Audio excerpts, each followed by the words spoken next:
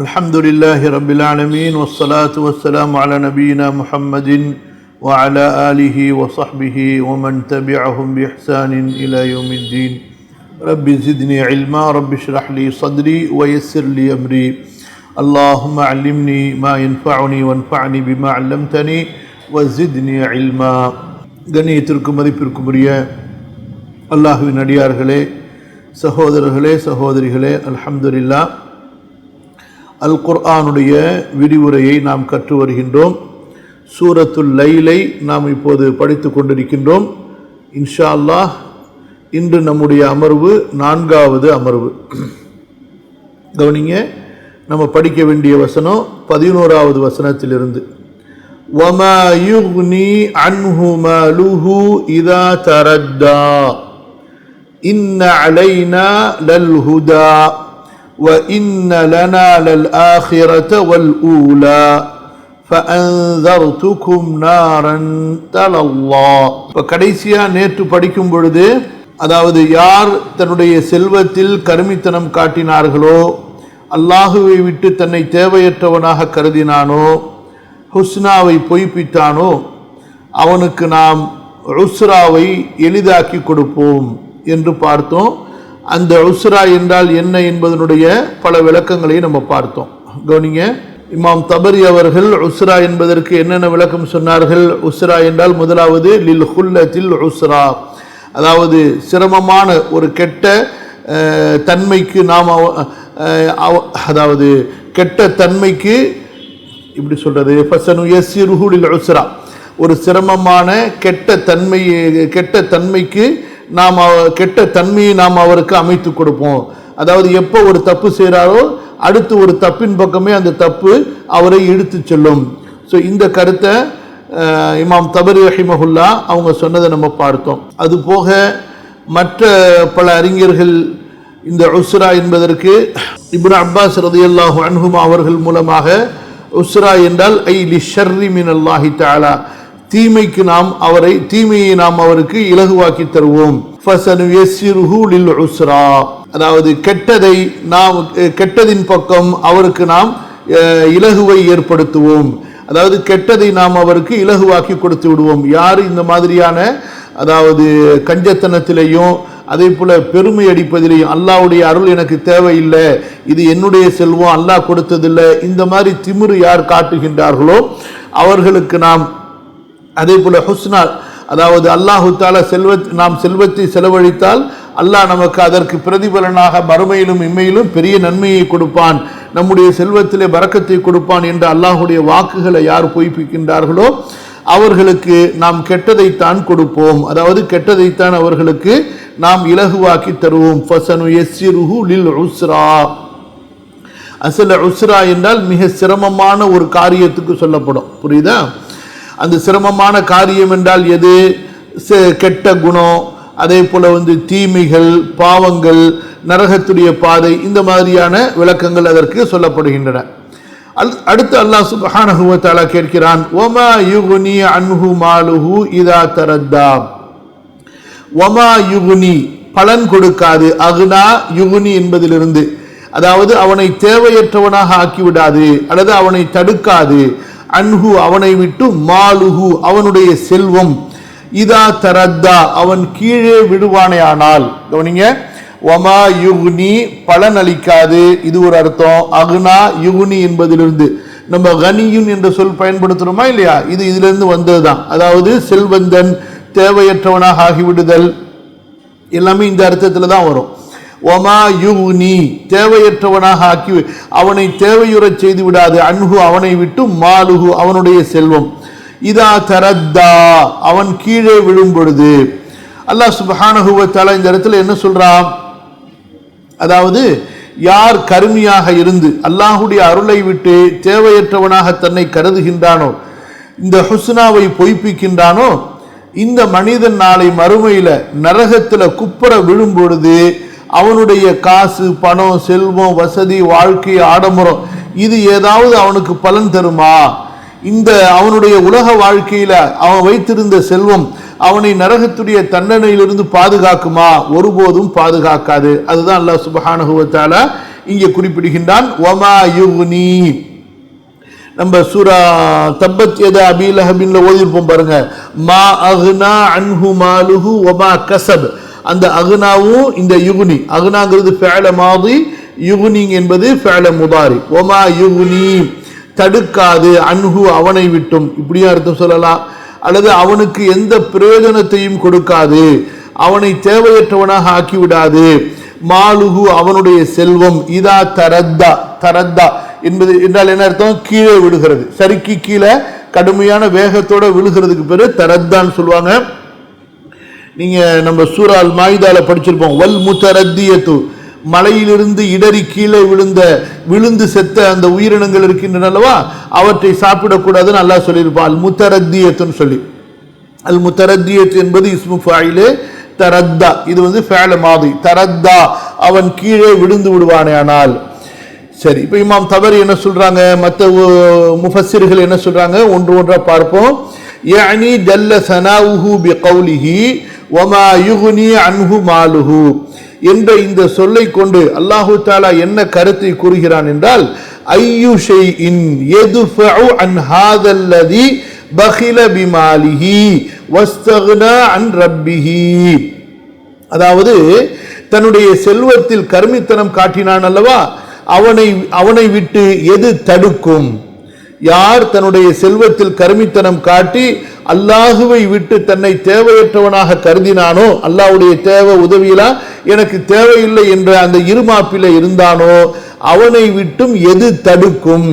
மாலுஹு யௌமல் கியாமத்தி இதா ஹுவ தரத்தா, மறுமையிலே அவன் நரக நெருப்பிலே விழும்பொழுது அவனுடைய செல்வம் அவனை தடுக்குமா? சரியா? ஹைர். அடுத்து இமாம் தபரி சொல்கின்றார்கள், ثم اختلف اهل التاويل في تاويل قوله اذا تردى فقال بعضهم تاويله اذا تردى في جهنم اي سقط فيها. இந்த இடத்துல குர்ஆன்ல தரத்தா விழுந்தால் என்று இருக்கிறது. அப்ப விழுந்தால் என்றால் எங்க விழுகிறது, எப்படி விழுகிறது? சில அறிஞர்கள் சொல்கிறார்கள், இதா தரத்தா ஐ ஃபி ஜஹன்னம, நரகத்தில் விழுவானேயானால், சகத ஃபீஹா ஃபஹவா. தரத்தா என்பதற்கு என்ன அர்த்தம்? சகத ஹவாவுடைய அர்த்தம். நரகத்திலே ஒரு மனிதன் விழுவானே ஆனால் அவனுடைய செல்வம் அவனை பாதுகாக்குமா, அவனை விட்டு நரகத்துடைய தண்டனையை தடுக்குமா?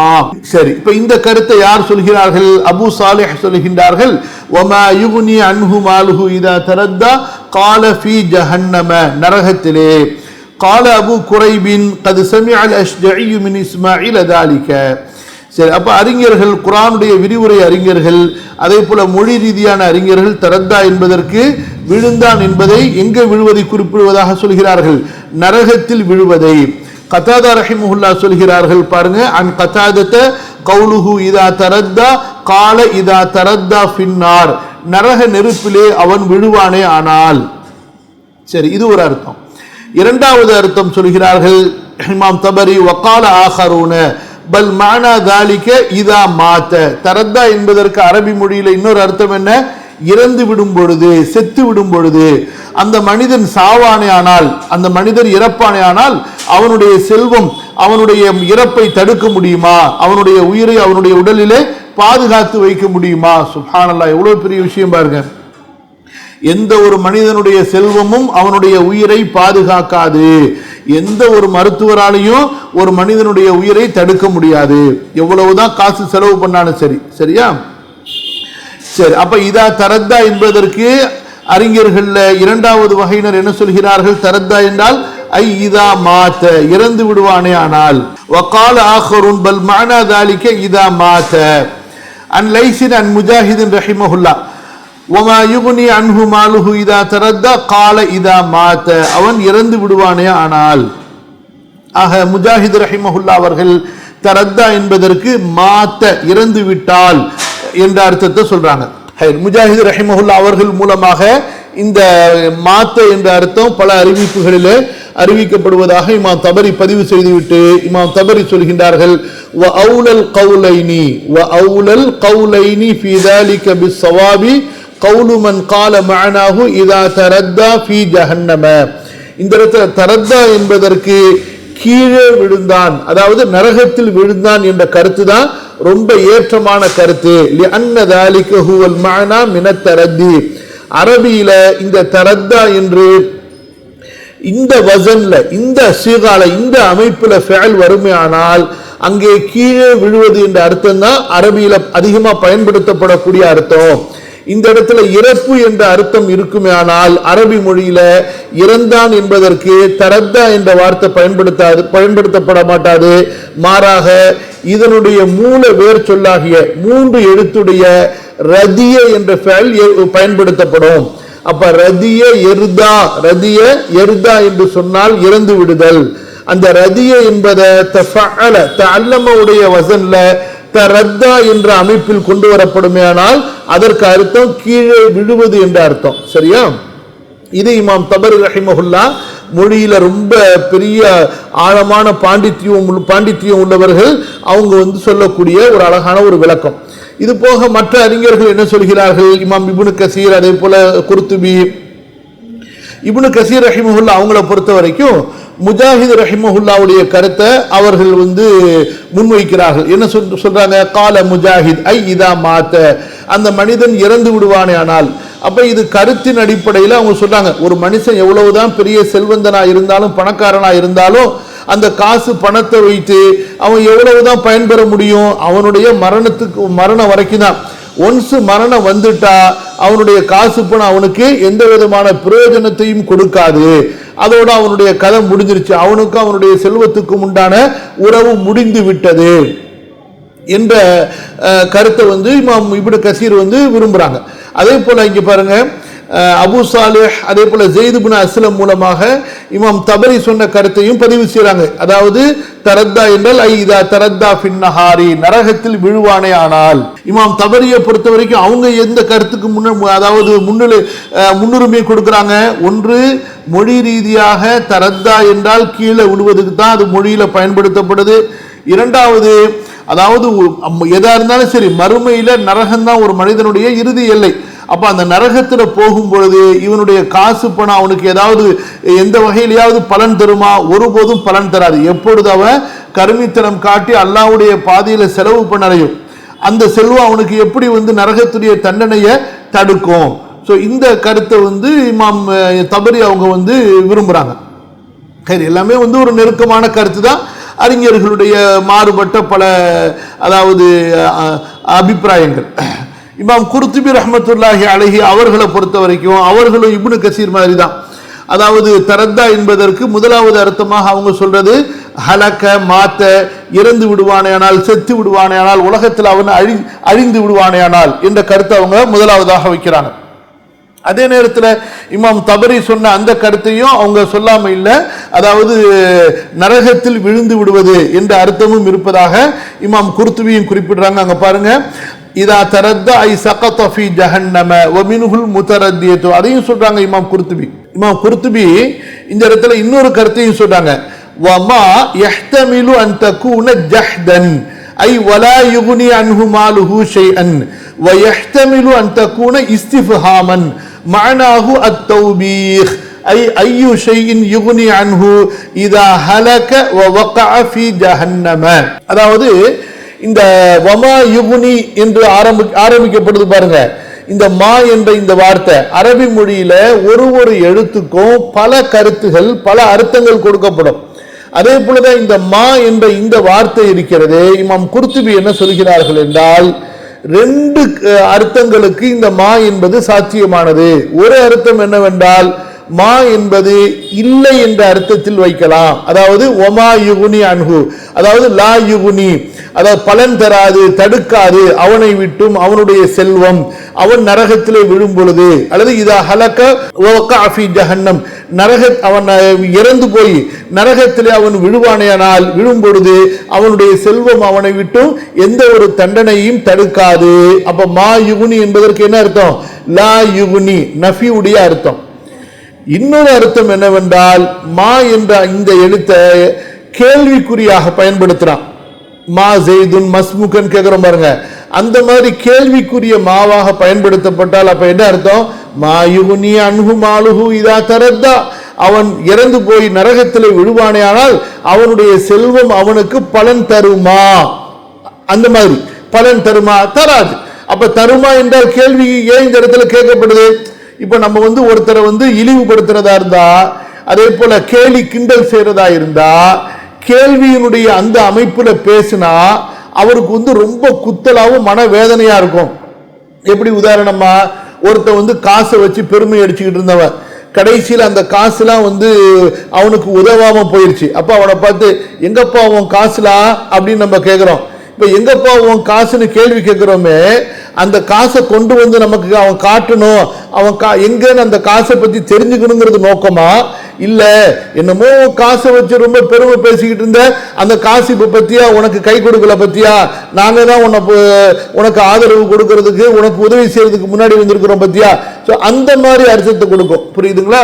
அதே போல எங்கப்பா உங்க ஆளுங்கள்லாம் ஒருத்தர் தன்னுடைய அடியாள்களை வச்சு கொண்டு தன்னை சுற்றி உள்ள தன்னுடைய ஃபாலோவர்ஸை வைத்துக் கொண்டு பெருமை அடிச்சுக்கிட்டு இருந்தாரு. கடைசியில் ஒரு கட்டத்தில் எல்லாரும் அவரை விட்டுட்டு போயிட்டாங்க, அவருடைய கெட்ட குணத்தினாலேயோ அல்லது வேற ஏதாவது ஒரு காரணத்தினாலேயோ. அப்ப அவரை பார்த்து எங்கப்பா உங்க ஆள்லாம் உனக்கு ஆதரவாளர்களா எங்கப்பா போனாங்க அப்படின்னு கேட்கப்படுது. இங்க கேள்வி கேட்டு அதுக்கு பதில் சொல்றதா அந்த நோக்கம் இல்ல. என் ஆள் ஒருத்தன் டீ குடிக்க போயிருக்கா, என் ஆள் ஒருத்தன் துணி துவைக்க போயிருக்கா, என் ஆள் ஒருத்தன் சாப்பாடு வாங்க போயிருக்கிறா, அப்படி பதில் சொல்லப்படுவதா நோக்கம் இல்ல. எங்கப்பா உன் ஆளு அப்படிங்கிறது என்ன அர்த்தத்துல சொல்லப்படுது? அவனை இழிவுபடுத்துவதற்காக, அவனை குத்தி காட்டுவதற்காக, என்னமோ உன் ஆளுங்களை வச்சு நீ பெருமை அடிச்ச எல்லாம் எங்க போயிட்டாங்க அப்படின்னு சொல்லிட்டு அவனை ஒரு மட்டம் தட்டுறதுக்காக வேண்டி, அவனுடைய செயலை குறித்து அவனை கண்டிப்பதற்காக வேண்டி சொல்லப்படக்கூடிய கேள்விதான் இந்த இடத்துல உள்ள கேள்வி. ஆக இமாம் குர்துபி ரஹிமஹுல்லாஹ் அவங்களை பொறுத்த வரைக்கும் வமா யுக்னி என்பதில் இருக்கக்கூடிய மாவை இரண்டு அர்த்தங்களிலும் பயன்படுத்தலாம். ஒன்று இல்லை என்ற அர்த்தம், மாட்டான், மாட்டேன், மாட்டார் என்று நஃபியுடைய அர்த்தத்திலையும் பயன்படுத்தலாம். அப்ப என்ன அர்த்தம் வரும்? வமா யுக்னி அன்ஹு, அவனை விட்டு தடுக்காது, மாலுஹு அவனுடைய செல்வம், இதா தரத்தா ஐ இதா ஹலக வ வகஅ ஃபீ ஜஹன்னம, அவன் இறந்து போய் நரகத்தில் விழுவானே ஆனால். ஆக இரண்டாவது அர்த்தம் மா என்பதற்கு இஸ்திஃபாமுடைய அர்த்தம், அவனுடைய செல்வம் அவனை விட்டும் தடுக்குமா, அவன் இறந்து போய் நரகத்திலே விழுவானே ஆனால். வமா யுக்னி அன்ஹு மாலுஹு இதா தரத்தா இன்ன அலைனா லல் ஹுதா. கவனிங்க, இன்ன நிச்சயமாக, அலைனா நம்மீது, லல் ஹுதா நேர்வழி கடமையாக இருக்கிறது. இன்ன நிச்சயமாக, அலைனா நம்மீது கடமையாக இருக்கிறது, லல் ஹுதா, லாம் ஒரு வார்த்தை, அல் ஹுதா ஒரு வார்த்தை. ஏற்கனவே போன அதாவது பாடத்திலையும் நம்ம விளக்கி இருக்கிறோம். இன்ன என்பதனுடைய ஹபர்ல இன்ன என்பதனுடைய இஸ்முல, சரிங்களா, அல்லது ஹபர்ல லாம் என்ற வார்த்தை கூடுதல் அழுத்தத்தை கொடுப்பதற்காக வேண்டி, கருத்தை கூடுதலாக அழுத்துவதற்காக கொண்டு வரப்படும் என்பதாக. அதாவது இஸ்முலையும் கொண்டு வருவாங்க, ஹபர்லையும் கொண்டு வருவாங்க. இன்ன அலைனா லல் ஹுதா, இன்ன நிச்சயமாக, அலைனா நம்மீது, லல் ஹுதா ஹுதா கடமையாக இருக்கிறது. ஹுதா என்றால் என்ன?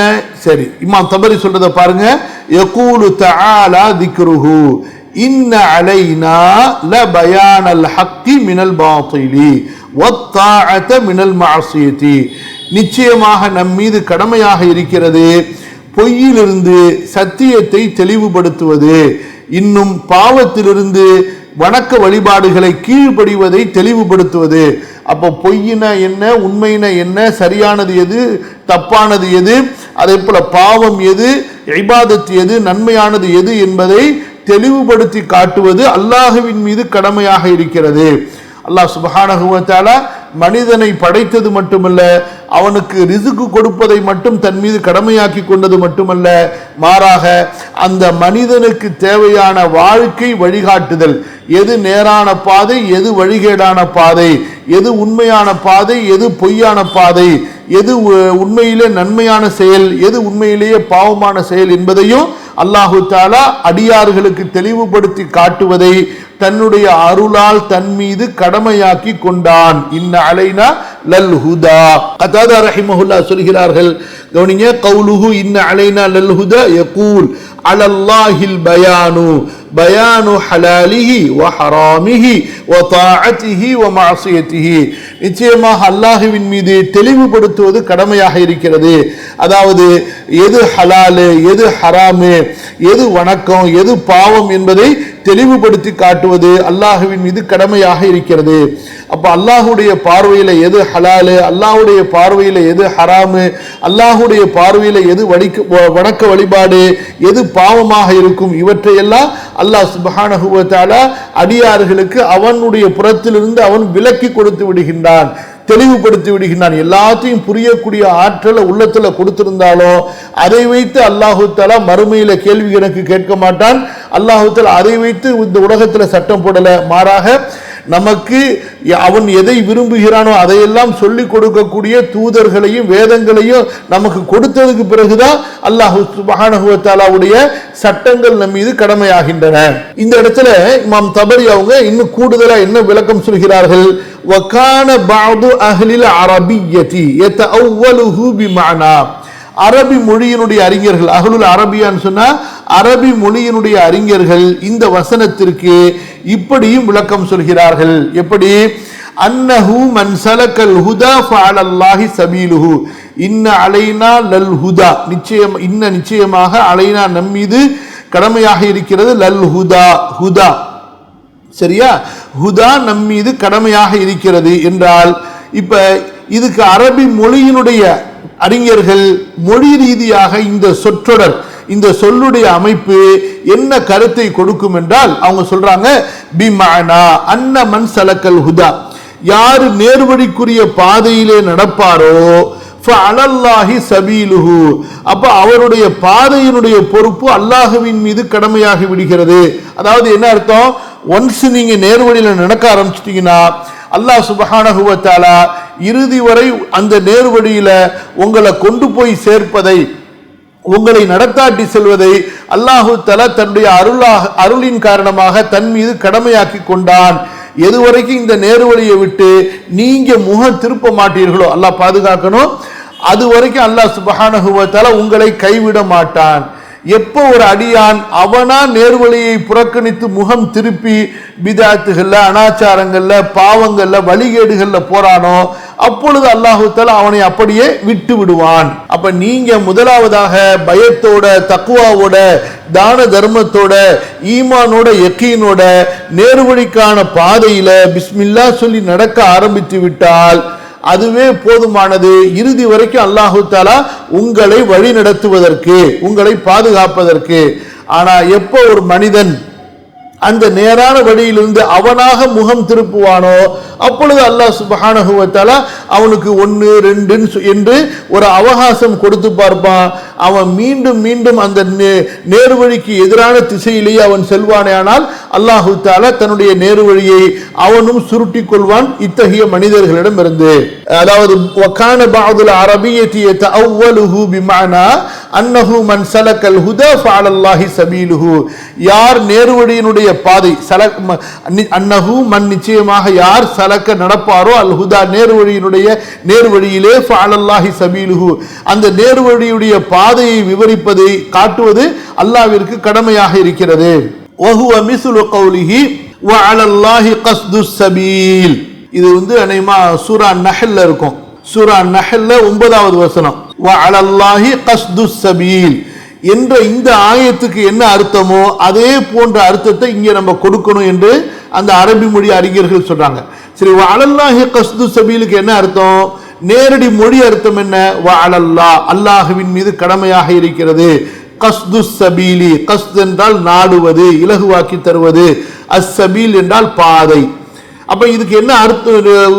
அதாவது கருத்துல இதுக்கு என்ன பொருள் என்றால் وَيَقُولُ مَعْنَى ذَلِكَ مَنْ أَرَادَ اللَّهَ فَهُوَ عَلَى السَّبِيلِ الْقَاصِدِ, யார் அல்லாஹ்வை நாடிவிட்டானோ, எனக்கு அல்லாஹ்வுடைய பொருத்தம் கிடைக்கணும், அல்லாஹ்வுடைய மகிழ்ச்சி எனக்கு கிடைக்கணும், எனக்கு அல்லாஹ் தான் முக்கியம் என்று யார் அல்லாஹ்வை குறிக்கோளாக லட்சியமாக ஆக்கி கொண்டானோ ஃபஹுவ அல சபீலில் காசிதி, அவன் தான் நடுவான நேரான பாதுகாப்பான நேர்மையான பாதையில் இருக்கிறான். சுப்ஹானல்லாஹ், எவ்வளவு அழகான அந்த குர்ஆனுடைய வசனங்களுக்கு விளக்கம் சொல்றாங்க பாருங்க.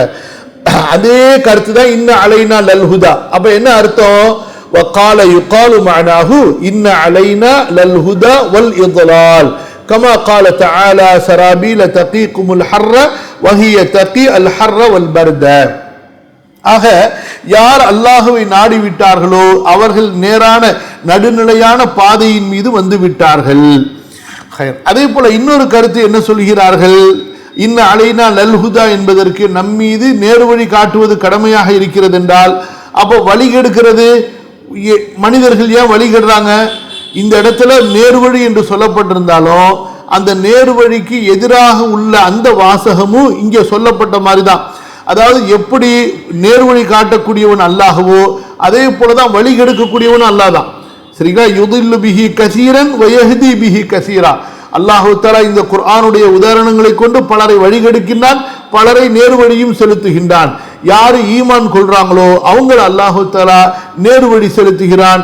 யாரு அல்லாஹுவை நிராகரிக்கிறார்களோ வேதங்களை நிராகரிக்கிறார்களோ அவர்களை அல்லாஹு தஆலா அவர்களை வழிகெடுத்து விடுகின்றான். அப்ப இந்த நேர்வழியினுடைய காரணம் ஷைத்தான் புறத்திலிருந்து நப்சு புறத்திலிருந்து வருகின்ற காரணத்தினால ஷைத்தான் வழிகெடுக்கின்றான், நப்சு வழிகெடுக்கிறது என்று சொல்லுவோம். ஆனா அந்த நேர்வழியை ஒருத்தனை நேர்வழி பெற்றவனாகவோ அல்லது வழிகெட்டவனாகவோ ஆக்குறது, படைக்கிறது, இந்த சக்தி யாருடைய சக்தி? இது அல்லாஹ்வுடைய சக்தி. அந்த அடிப்படையில் இந்த நேர்வழி காட்டுதல் அல்லது வழிகெடுத்தல் என்ற செயல் அல்லாஹுவின் பக்கம் சேர்க்கப்படுகிறது, படைத்தல் என்ற அந்த அர்த்தத்தில். இப்ப ஷைத்தான் வழிகெடுக்கின்றான், மனிதன் வழிகெடுக்கின்றான் என்று வழிகேட்ட ஷைத்தான் பக்கம் சேர்க்கப்படுகிறது எந்த அர்த்தத்தில்? அந்த மனிதன் அந்த செயலை செய்கிறான் என்ற அடிப்படையில். புரியுதா? இப்ப அல்லாஹ் சுப்ஹானஹு வ தஆலா இதே போல அல் குர்ஆன்ல பல வசனங்களை சொல்லியிருக்கான். அதாவது ஒன்று மட்டும் சொல்லப்பட்டிருக்கும், ஆனா அதனுடைய கருத்துல அதனுடைய எதிர்ப்பதமும் அங்கே கருத்தில் கொண்டு வரப்படும். எப்படி? உதாரணமா பாருங்க, இதே சூரா நஹ்ல்ல அல்லாஹ் சொல்றான், சராபீல தகீகுமுல் ஹர்ர, அதாவது வெயிலிலிருந்து உங்களை பாதுகாக்கக்கூடிய ஆடைகளை நாம் உங்களுக்கு படைத்து தந்திருக்கிறோம் என்று அல்லாஹ் சொல்றான். அப்ப வெயிலிருந்து படைச்சது அல்லாஹ், நம்ம வெயிலிலிருந்து பாதுகாக்கக்கூடிய ஆடையை அல்லாஹ் படைத்து கொடுத்தான் என்றால், அப்ப குளிரிலிருந்து பாதுகாக்கக்கூடிய ஆடைய வேறொரு இறைவன் படைத்தான் என்ற பொருளே கண்டிப்பா அப்படி பொருளே அல்ல. அப்ப இந்த இடத்துல வெயில் காலம் என்று சொல்லப்பட்டாலும் அதுக்கு ஆப்போசிட் எதிரான அந்த குளிர்காலத்தினுடைய ஆடை என்பதும் அங்கே கருத்தில் எடுத்துக்கொள்ளப்பட்டதாகவே இருக்கும். அதனாலதான் நீங்க அப்துல் ஹமீத் பாக்கவியுடைய தர்ஜமா பார்த்தீங்கன்னு சொன்னா இந்த இரண்டாவது கருத்து பிராக்கெட்லயே போட்டிருப்பாங்க. அப்ப அதெல்லாம் நம்ம கவனிக்கணும் குர்ஆன்ல. சரியா? அப்ப என்ன அர்த்தம்?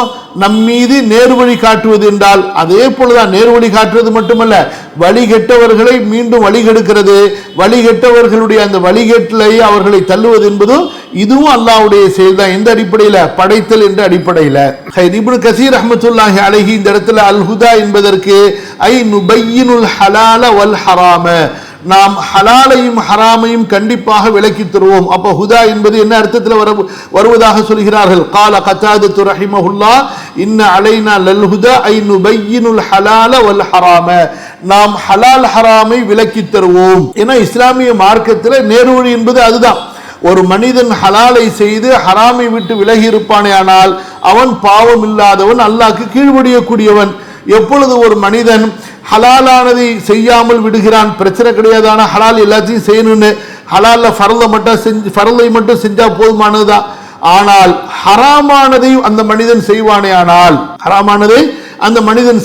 ஆனால் அவன் நேர்வழியில் இருக்க முடியாது. நேர்வழியில் இருக்கிறதுக்கு இந்த ரெண்டு ரொம்ப முக்கியமானது. ஒன்று, செய்தால் ஹலாலை மட்டும் செய்யறது, விடுவது இருக்கிறது ஹராம் அனைத்தையும் விட்டு விடுவது. அதனால அதாவது கத்தாதா ரஹிமஹுல்லாஹ் இந்த இடத்துல ஹுதா என்பதற்கு என்ன அர்த்தம் வைக்கிறாங்க? நேர்வழியையும் விளக்குவது, ஹராமானதையும் விளக்குவது நம் மீது கடமையாக இருக்கிறது என்ற கருத்தை கத்தாதா ரஹிமஹுல்லாஹ் சொல்கிறார்கள். வகால கைருஹு மன் சலக தரீகல் ஹுதா வஸல இலல்லாஹ். சுப்ஹானல்லாஹ். ஒரே ஒரு வாக்கியம் தான் எவ்வளவு பெரிய ஒரு கருத்தை இப்னு கஸீர் ரஹிமஹுல்லாஹ் உலமாக்களிடமிருந்து பதிவு செய்யறாங்க. பாருங்க, மன் சலக தரீகல் ஹுதா, யார் நேர்வழி உடைய பாதையில் நடப்பானோ வஸல இலல்லாஹ், அவன் அல்லாஹ்வின் பக்கம் சேர்ந்து விடுவான்.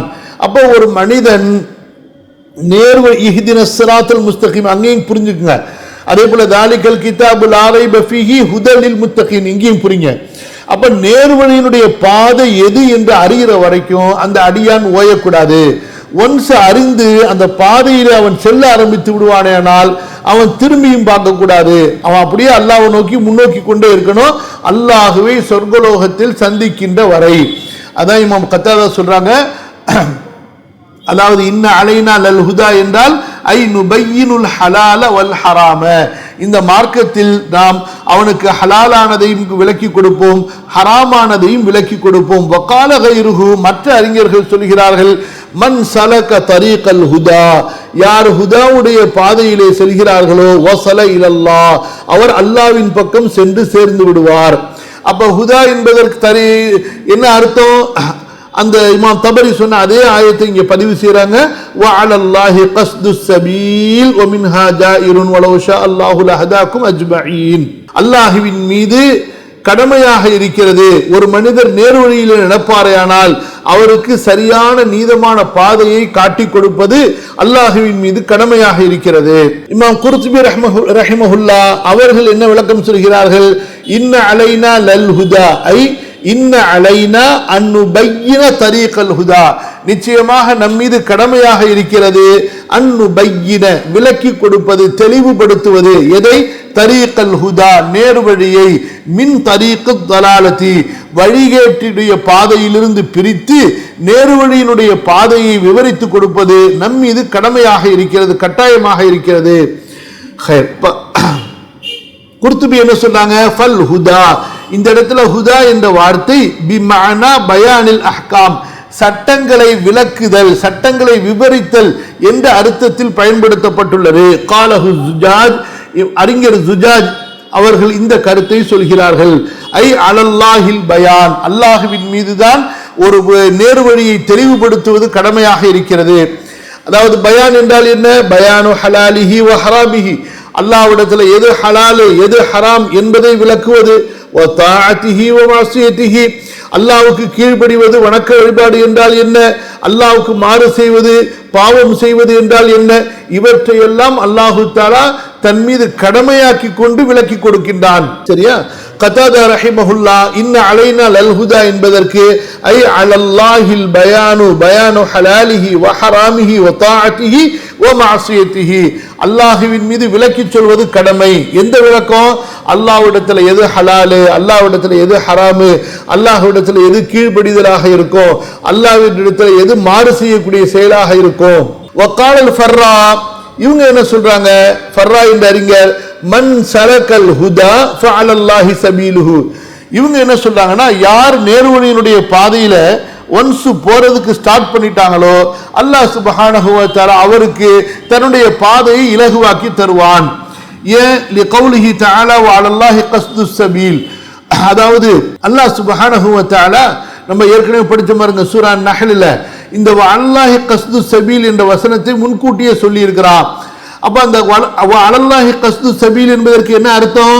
மன் அராதல்லாஹ் ஃபஹுவ அலா சபீலில் காசிதி, யார் அல்லாஹ்வை நோக்கமாக வைப்பாரோ, மன் அராதல்லாஹ் அவர் நேரான நடுநிலையான, ஃபஹுவ அலா சபீலில் காசிதி அவர் நேரான நடுநிலையான சிறப்பான பாதையில் இருக்கிறார்.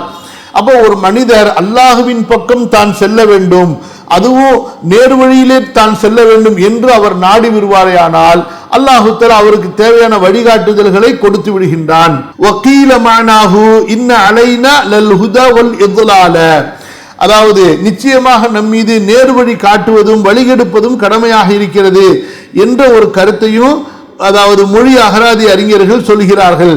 அவங்க என்ன சொல்றாங்க? ஃபதரக்கல் இத்லால் அல்லது ஃபதுரிக்கல் இத்லால், இந்த இடத்துல இன்ன அலைனா லல் ஹுதா என்று சொல்லியிருக்கும் பொழுது இதோட சேர்த்து வல் இத்லால் என்பது சொல்லப்படலை. ஏன்னா அங்க கரீனா இருக்கிறதுனால அந்த கரீனா என்ன என்பதில் அறிஞர்களுக்கு மத்தியில் ரெண்டு கருத்து.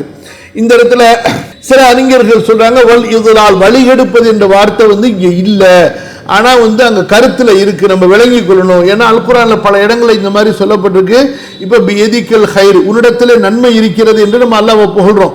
குலில்லாஹும்ம மாலிகல் முல்கி து'தில் முல்க மன் தஷா வ தன்ஸுல் முல்க மிம்மன் தஷா வ துஇஸ்ஸு மன் தஷா வ துதில்லு மன் தஷா பியதிக்கல் ஹைர் இன்னக அலா குல்லி ஷைஇன் கதீர் தூலிஜுல் லைல ஃபின் நஹாரி வ தூலிஜுன் நஹார ஃபில் லைல் وتخرج الميت من الحي وتخرج الميت من الحي وترزق من تشاء بغير حساب. அப்ப பியதிக்கல் ஹைர், உன் கையில் தான் நன்மை இருக்கிறது என்று சொன்னோம். அப்ப தீமை இன்னொருத்தன் கையில இருக்கா? கிடையாது, அல்லாஹ்வுடைய கையில தான் இருக்கு. நன்மையை படைப்பவனும் அவன் தான், தீமையை படைப்பவனும் அவன் தான். இஸ்லாமிய மார்க்கத்துல கதரியா என்ற ஒரு வழிகட்ட கூட்டம் இருக்கிறது. அவர்கள் என்ன சொல்றாங்க? நன்மையை படைத்தது அல்லாஹுவோ, தீமையை படைத்தது அது வேற ஒரு சக்தியும் என்பதாக சொல்கிறார்கள். அது உண்மையிலேயே வழிகட்டு போன ஒரு கொள்கை. அல்லாஹ் பாதுகாக்கணும். அப்ப என்ன கருத்து சொல்றாங்க?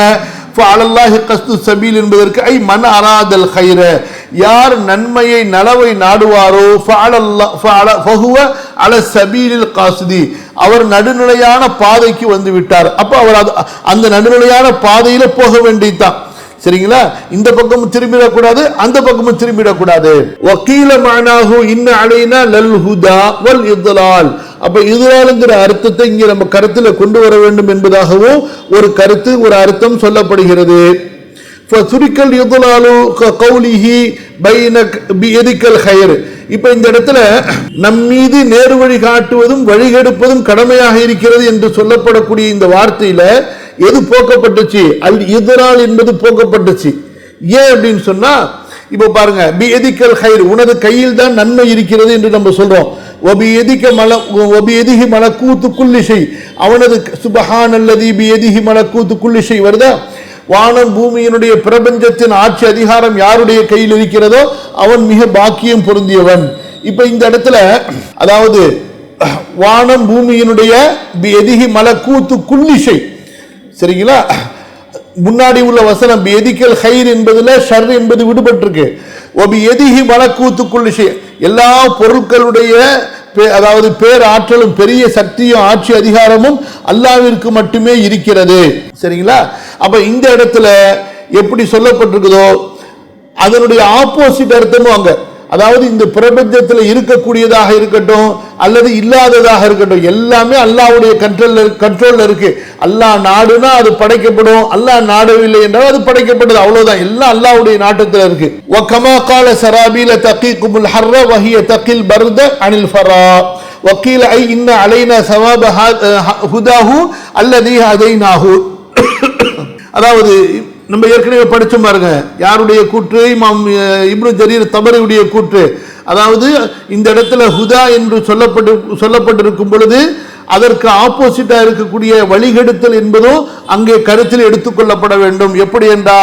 எப்படி அல்லாஹ் சுப்ஹானஹு வ தஆலா சூரா நஹ்ல்ல அதாவது வெப்பத்தை தடுக்கக்கூடிய ஆடையை அல்லாஹ் உங்களுக்கு படைத்திருக்கிறான் என்று சொல்லும் பொழுது, ஒரு ஆடையானது வெப்பத்தை மட்டும் தடுக்காது, தகில் பர்த குளிரையும் தடுக்க தான் செய்யும். ஆனா அது தெளிவா விளங்கி கொள்ளப்படுறதுனால, அதாவது ரொம்ப நீண்ட வாக்கியமா இல்லாம சுருக்கமா சொல்றதுக்காக வேண்டி ஒரு செய்தியை மட்டும் சொல்லப்படும்.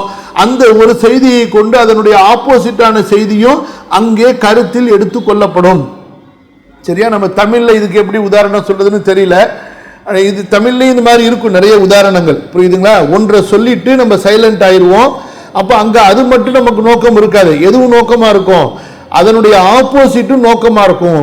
உதாரணத்துக்கு பாருங்களேன், இப்ப பயான் செய்றோம், ஒருத்தர் சொல்றாரு நல்லது செய்யறவங்க கண்டிப்பா சொர்க்கத்துக்கு போவாங்க அப்படின்னு மட்டும் சொல்றாரு.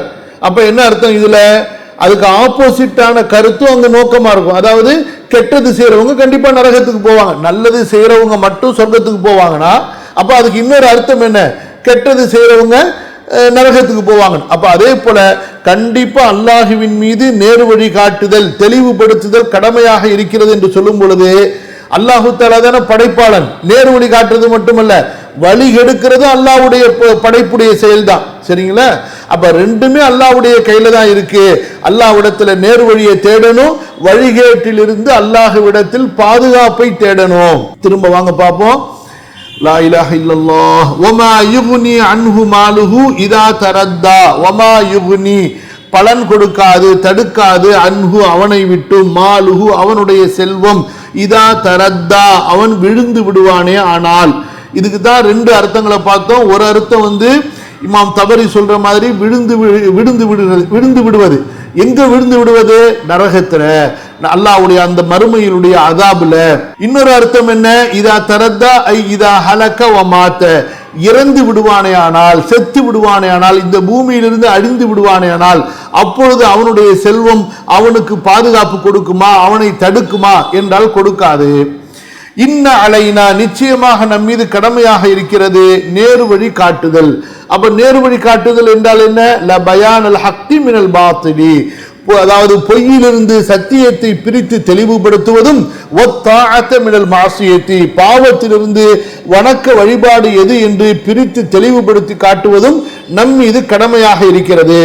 கதாதா ரஹிமஹுல்லாஹ் சொல்கிறார்கள், அதாவது அல் ஹுதா என்றால் ஐ பயானு ஹலாலிஹி வ ஹராமிஹி வ தாஅத்திஹி வ மஅசியத்திஹி, அல்லாஹு தஆலாவின் மீது கடமையாக இருக்கிறது அவனிடத்தில் எது ஹலால் என்பதை விலக்கி கொடுப்பதோ, எது ஹராம் என்பதை விலக்கி கொடுப்பதோ, எது அவனுக்கு கீழ்ப்படிந்து நடப்பது என்பதை அதாவது தெளிவுபடுத்தி கொடுப்பதோ, எது அல்லாஹ்வுக்கு செய்யப்படக்கூடிய பாவம் என்பதை தெளிவுபடுத்தி கொடுக்கிறதோ அல்லாஹ்வின் மீதே கடமையாக இருக்கிறது. அதனால வேற யாரும் நமக்கு இதை சொல்லித்தர தேவையில்லை. அல்லாஹு தஆலா சொல்லி கொடுத்துட்டா, அல்லாஹு தஆலா தன்னுடைய நபியின் மூலமாக வேதத்தின் மூலமாக இதற்கான விளக்கங்களை கொடுத்து விட்டான். அதனால மார்க்கத்தில் இனிமே புதுசா உன்னை கொண்டு வந்து இது நேரு வழி, இது நல்ல காரியம் என்று சொல்வதற்கு வேலை இல்லை. வல்லைலி இரவின் மீது சத்தியமாக, இதா யக்ஷா அது மூடிக்கொள்ளும் பொழுது, அது போர்த்தி கொள்ளும் பொழுது, வன் நஹாரி பகல் மீது சத்தியமாக, இதா தஜல்லா அது வெளிச்சமாகும் பொழுது, அது தெளிவடைய செய்யும் பொழுது, ஒமா ஹலகத் தக்கர வல் உன்சா இன்னும் ஆணையும் பெண்ணையும் படைத்த இறைவன் மீது சத்தியமாக. ஆக இரவின் மீது சத்தியமாக அது சூழ்ந்து கொள்ளும் போது, போர்த்தி கொள்ளும் போது, பகலின் மீது சத்தியமாக அது தெளிவாகி விடும்போது, மிக வெளிச்சமாக ஆகிவிடும் பொழுது, ஒமா ஹலகத் தக்கர வல் உன்சா ஆணையும் பெண்ணையும் படைத்த இறைவன் மீது சத்தியமாக, இன்ன சஅயக்கும் லஷத்தா நிச்சயமாக உங்களுடைய அமல்கள் எல்லாம் பலதரப்பட்டவையாக இருக்கின்றன. ஃபஅம்மா மன் அஅதா ஆக யார் கொடுப்பாரோ, வத்தகா அல்லாஹ்வை பயந்து கொள்வாரோ, வஸத்தக பில் ஹுஸ்னா ஹுஸ்னாவை யார் உண்மைப்படுத்துவாரோ, ஃபஸனுயஸ்ஸிருஹு லில் யுஸ்ரா நாம் அவருக்கு நல்ல குணத்தை லேசாக்கி கொடுப்போம். வஅம்மா மன் பகில வஸ்தக்னா ஆக யார் கர்மித்தனம் காட்டுவாரோ, வஸ்தக்னா அல்லாஹ்வை விட்டு தன்னை தேவையற்றவராக கருதுவாரோ, வகذب بالحسنى ஹுஸ்னாவை பொய்ப்பிப்பாரோ, அதாவது அல்லாஹ்வின் புறத்திலிருந்து கொடுக்கப்படக்கூடிய பிரதிபலன் பகரம் எதற்கு தர்மத்திற்காக, அதை அவர் நம்பாமல் பொய்ப்பித்தாரோ, ஃபஸனுயஸ்ஸிருஹு லில் உஸ்ரா அவருக்கு நாம் இலகுவாக்கி கொடுப்போம் உஸ்ராவை, அதாவது கெட்ட குணத்தை, கெட்ட செயலை, தீமையை, பாவத்தை. வமா யுக்னி ஒருபோதும் தடுக்காது அன்ஹு அவனை விட்டும், மாலுஹு அவனுடைய செல்வம், இதா தரத்தா அவன் விழுவானையானால், அதாவது இறந்து போய் நரக நெருப்பிலே விழுவானையானால் அப்போது அவனுடைய செல்வம் அவனுக்கு எந்த பிரயோஜனத்தையும் கொடுக்காது. இன்ன அலைனா லல் ஹுதா நிச்சயமாக நம் மீது கடமையாக இருக்கிறது நேரு வழி காட்டுவது. நேரு வழி காட்டுவது என்றால் என்ன? அல்லாஹ்விடத்தில் எது ஹலால், எது ஹராமு, எது வணக்க வழிபாடு, எது பாவம் என்பதை தெளிவுபடுத்தி காட்டுவதை அல்லாஹ் சுப்ஹானஹு வ தஆலா தன் மீது கடமையாக்கி கொண்டான். சரிம்மா, போதும் இன்ஷா அல்லாஹ். அல்லாஹ் தஆலா நம்ம படிச்சதுல பரக்கத் செய்யட்டும். அது துஆ தனியது. இப்போ இதுல ஆமா, இந்த தஃப்சீர் என்னன்னு சொன்னா, இன்ன அலைனா லல் ஹுதா நிச்சயமாக நேர் வழி காட்டுவது, தெளிவுபடுத்துவது நம் மீது கடமை என்றால் எது ஹலால் எது ஹராம்னு பிரிச்சறிவிக்கிறது. அந்த துஆவுக்கு என்ன அர்த்தம்னா, அல்லாஹும்ம க்ஃபினி பிஹலாலிக அன் ஹராமிக, யா அல்லாஹ் உன்னுடைய ஹலாலை கொண்டு உன்னுடைய ஹராமை விட்டு என்னை பாதுகாத்துக்கொள். அது அந்த துஆவுடைய அர்த்தம். அதாவது ஹராமிலிருந்து ஹலாலை எனக்கு கொடுத்துரு, ஹராமை விட்டு என்னை பாதுகாத்துக் கொள்கிறது தான் அந்த அரபி அந்த துஆவுடைய அர்த்தம். அல்லாஹும்ம க்ஃபினி பிஹலாலிக அன் ஹராமிக, யா கஃபா யக்ஃபினா பாதுகாப்பது, தடுப்பது, போதுமாக்கி கொடுப்பது. யா அல்லாஹ் எனக்கு போதுமாக்கி கொடு உன்னுடைய ஹலாலை கொண்டு உன்னுடைய ஹராமை விட்டும், அதாவது எனக்கு ஹலால்ல என்னுடைய தேவையை நிறைவேற்றி வை, ஹராமின் பக்கம் என்னை கொண்டு சென்று விடாதே. நீங்க என்ன செய்யுமா, இந்த பாடங்கள் ஒரு சூறாவை கேட்கும் பொழுது, நான் முன்னாடி உங்களுக்கு சூரா நபா மற்ற சூரா நாசியாத்துலாம் செஞ்சேன். அதுக்கப்புறம் இப்போ கொஞ்சம் நிறைய வேலை வந்துடுறதுனால செய்ய முடிய மாட்டேங்குது. இந்த பாடங்களை ஆடியோ கேட்டு ஒரு வார்த்தைக்கு அல்லது ஒரு ஆயத்துக்கு இன்னென்ன அறிஞர் இந்த மாதிரி சொல்றாங்க அப்படின்னு நான் சொல்றேன் பார்த்தீங்களா, அந்த ஆடியோவை கேட்டு நீங்க எழுதுங்க. அதை எழுதுனீங்கன்னா நம்ம இந்த பாடம் முடியும் பொழுது சுருக்கமாக அதை ஒரு டிஸ்கஷன் நம்ம பண்ணிக்கலாம். அது போக படிப்பினைகள் பாடங்கள்லாம் எழுதி கொடுக்கறத அது அப்புறமா ஒரு டிஸ்கஸ் பண்ணிக்கலாம். அது ஷார்ட்டாக எல்லாருக்கும் அது ஒரு நோட்ஸாக போயிடும். அப்புறம் வந்து மனசில் வந்து அந்த அதாவது நம்ம நிறைய பேசும் பொழுது பல விஷயங்கள் தவறிடுதா இல்லையா, அதில் என்ன விஷயங்கள் குறிப்பாக பேசப்பட்டுச்சுங்கிறத நம்ம தொகுத்துட்டோம்னா அதை எல்லாரும் மனசில் வச்சுப்பாங்க. 1 மணி நேரம் பேசுனதை முழுசாக மனசில் வச்சுக்க முடியாது, அதில் உள்ள 10 நிமிஷத்தை தான் நம்ம மனசில் வச்சுக்க முடியும். அப்போ அந்த 10 நிமிஷத்தில் மெயினாக பாயிண்ட், இப்போ உதாரணமாக ஃபஸ்ஸன் யஸ்ஸிருஹு லில் உஸ்ரா, உஸ்ரா என்பதற்கு என்ன அர்த்தம்? இமாம் தபரி சொன்னாங்க, உஸ்ரா என்றால் அல் ஹுல்லத்துல் சய்யிஆ, கெட்ட குணம், அந்த மாதிரி. அதே போல இப்னு அப்பாஸ் சொல்றாங்க உஸ்ரா என்றால் தீமை. அந்த மாதிரி அந்த குறிப்பு இருக்கு பாருங்களா, அதை வந்து நீங்க கேட்டு யாராவது ஒருத்தங்க எழுதுனீங்கன்னா ரொம்ப பிரயோஜனமா இருக்கும் இன்ஷா அல்லாஹ். எல்லா நபிமார்களுக்கும் ஜிப்ரீல் அலைஹி ஸலாத்து வஸ்ஸலாம் அந்த மலக்கு தான் வஹி கொண்டு வந்தாங்க. எல்லா நபிமார்களுக்கும் வஹி கொண்டு வரக்கூடிய பொறுப்பு ஜிப்ரீல் அலைஹிஸ்ஸலாமுடைய பொறுப்பு. அதனால தான் அவங்களுக்கு பேர் ரூஹுல் குதுஸ். சரிங்களா, நம்முடைய நபிக்கு வஹி வந்த மாதிரி தான் அவங்களுக்கு வஹி வரும். அதில் வேதங்கள் மட்டும் அது வந்து வித்தியாசப்படும். எப்படி சில நேரங்களில் அல்லாஹு தஆலா எழுதப்பட்ட ஒரு அந்த காலத்தில் எப்படியோ அப்படி எழுதப்பட்டதாகவும் அல்லாஹு தஆலா கொடுத்துருக்கா, மூசா அலைஹிஸ்ஸலாம் அவங்களுக்கு கொடுத்த மாதிரி.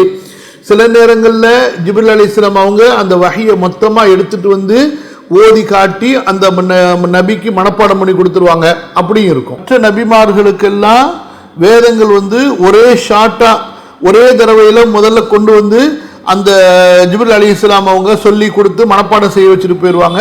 நபி ஸல்லல்லாஹு அலைஹி வஸல்லம் அவங்களுக்கு மட்டும்தான் 23 ஆண்டு காலங்களில் சிறிது சிறிதாக அந்த வசனங்கள் கொடுக்கப்பட்டு ஜிப்ரீல் அலைஹிஸ்ஸலாம் வந்து நபி ஸல்லல்லாஹு அலைஹி வஸல்லம் அவங்களுக்கு அந்த வசனங்களை கற்றுக் கொடுத்துட்டு போனாங்க. முதல்ல குர்ஆன் நம்முடைய நேர்வழிக்காக ஓதப்படணும், அல்லாஹ்வுடைய பொருத்தத்துக்காக வேண்டி, மறுமையினுடைய நன்மைக்காக வேண்டி, நம்முடைய ஹிதாயத்துக்காக தக்வாவுக்காக ஓதப்படணும்.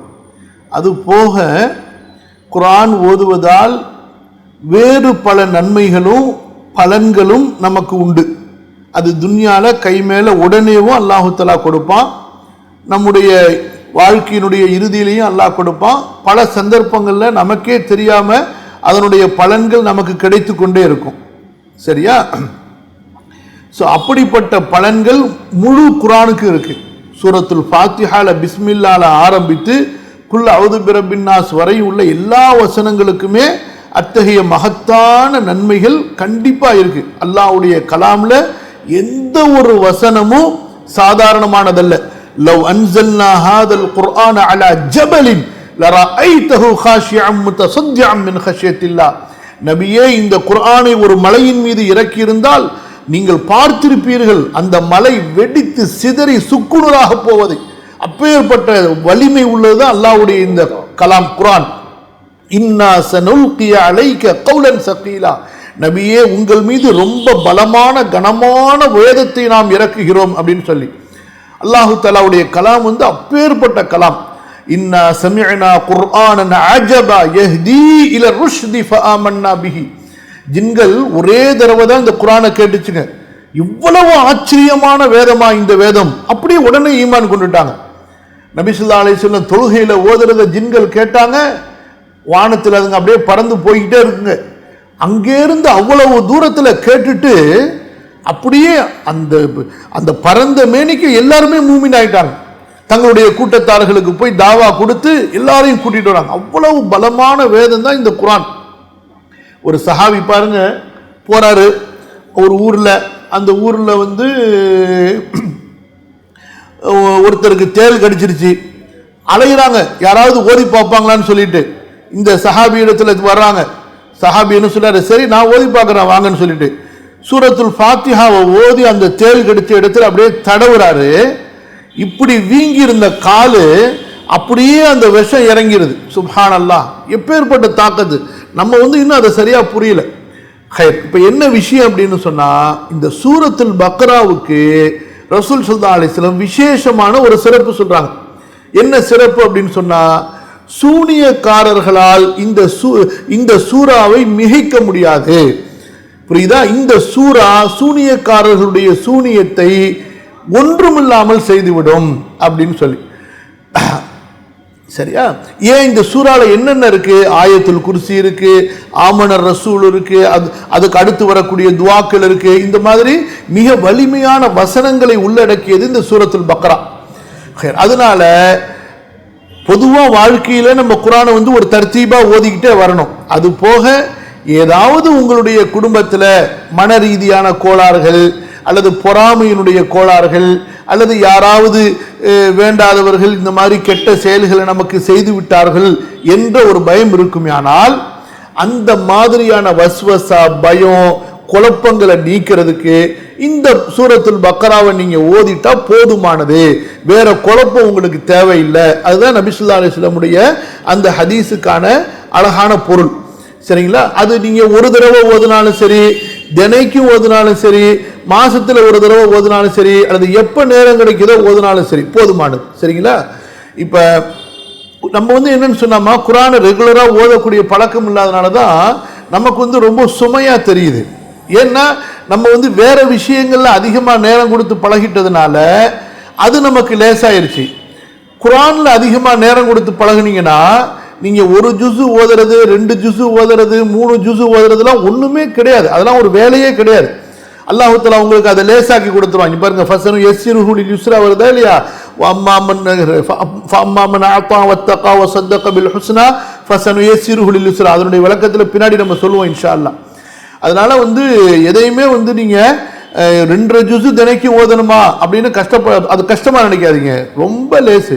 நீங்க பிரிச்சுக்குங்க. முழுசா ஆயத்துல் குர்சி தனி, ஆயத்துல் குர்சி காலையில ஓதுறது, மகரிப் பிறகு ஓதுறது, தூங்கும்போது ஓதுறது, அதுக்கு தனி சவாப் இருக்கு.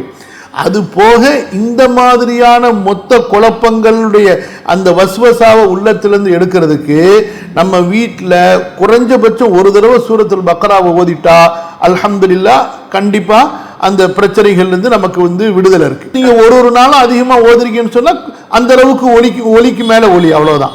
அதாவதுமா சூரா இஸ்ரால அல்லாஹ் சொல்றான், வ நுனஸ்ஸிலு மினல் குர்ஆனி மா ஹுவ ஷிஃபாஉன் வ ரஹ்மத்துல் லில் முஃமினீன் வ லா யஸீதுல் ஸாலிமீன இல்லா ஹஸாரா. சரியா? இந்த குர்ஆனில் நாம் நோய் நிவாரணியை இறக்கி வைக்கிறோம், ஷிஃபா. அதே போல சூரா யூனுஸ்ல அல்லாஹ் சொல்றான், யா அய்யுஹன் நாஸு கத் ஜாஅத்கும் மவ்இதத்தும் மிர் ரப்பிக்கும் வ ஷிஃபாஉன் லிமா ஃபிஸ் சுதூர். மூமின்களே, உங்களுக்கு உங்களுடைய ரப்பின் புறத்திலிருந்து உபதேசம் விட்டது, நெஞ்சங்களில் இருக்கக்கூடிய நோய்களுக்கான நிவாரணி விட்டது அப்படின்னு அல்லாஹ் சொல்றான். இதுக்கு 2 அர்த்தம். ஒரு அர்த்தம் என்ன?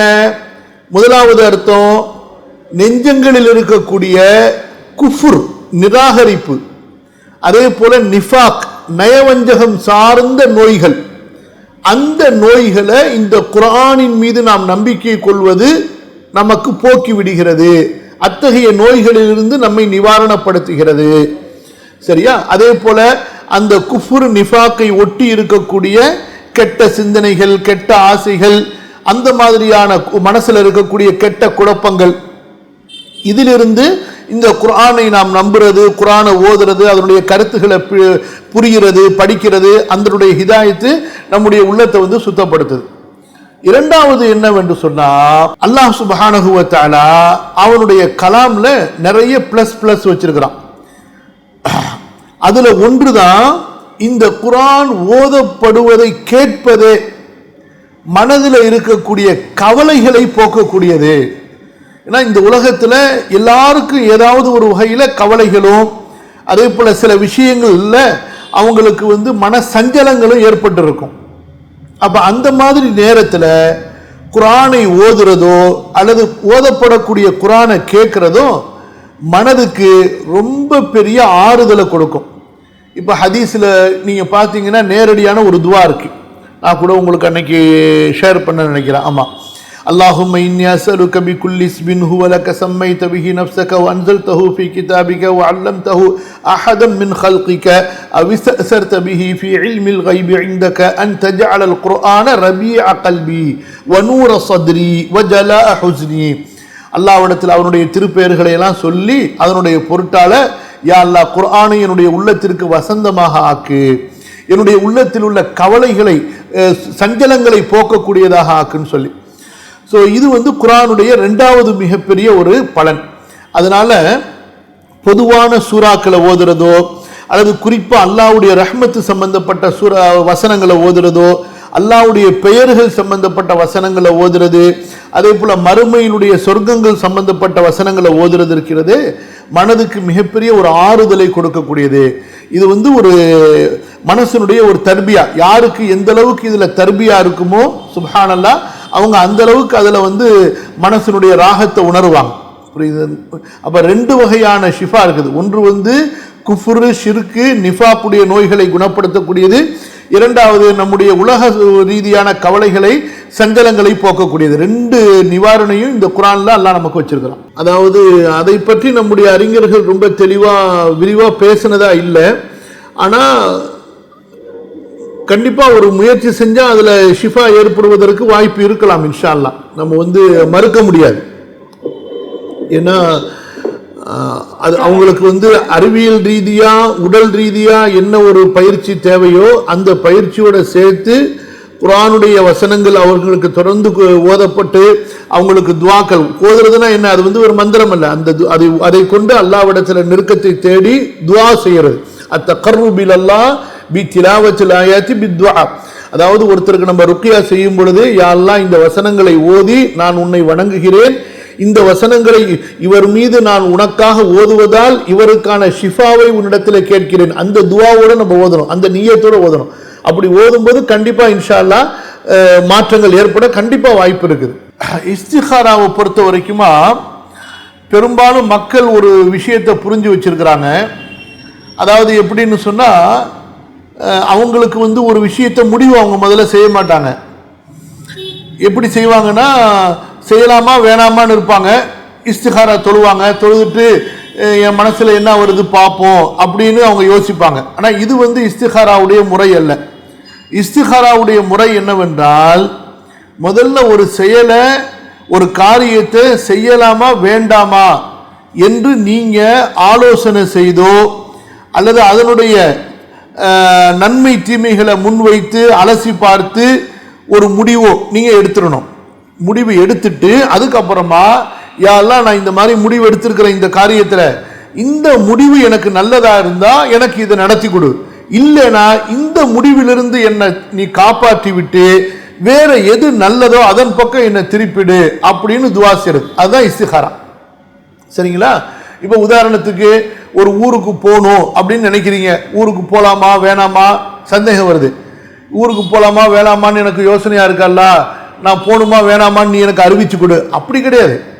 ஊருக்கு போலாமா வேணாமான்னா நீங்க முதல்ல போகணும் அல்லது போகக்கூடாதுன்னு முடிவு நீங்க எடுக்கணும்.